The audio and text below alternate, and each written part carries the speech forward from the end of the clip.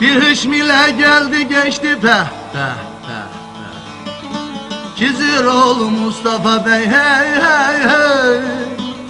Hışmı dağı deldi geçti. Ağam kim, paşam kim, nigar kim, gözüm kim, kanım kim, kim kim? Kiziroğlu Mustafa Bey, bir beyin oğlu, zor beyin oğlu. Kiziroğlu Mustafa Bey, bir beyin oğlu, zor beyin.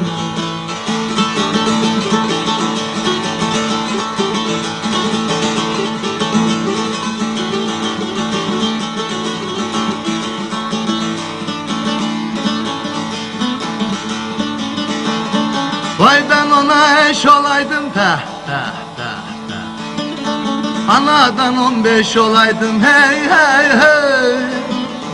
Keşke ondan kardeş olaydım. Ağam kim, paşam kim, nigar kim, gözüm kim, kanım kim, kim kim? Kiziroğlu Mustafa Bey, bir beyin oğlu, zor beyin oğlu. Kiziroğlu Mustafa Bey, bir beyin oğlu, zor beyin oğlu.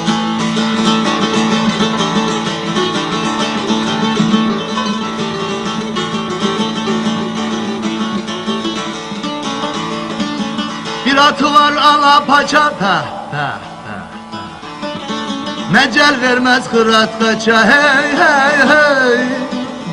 Az kaldım ortamdan biçe. Ağam kim, paşam kim, nigar kim, gözüm kim, kanım kim, kim kim? Kiziroğlu Mustafa Bey, bir beyin oğlu, zor beyin oğlu. Kiziroğlu Mustafa Bey, bir beyin oğlu, zor beyin oğlu.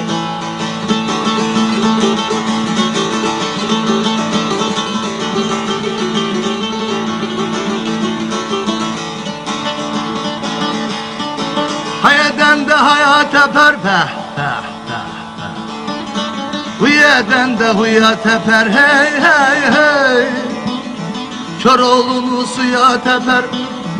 Ağam kim, paşam kim, nigar kim, gözüm kim, kanım kim, canım kim, kim kim? Kiziroğlu Mustafa Bey, bir beyin oğlu, zor beyin oğlu.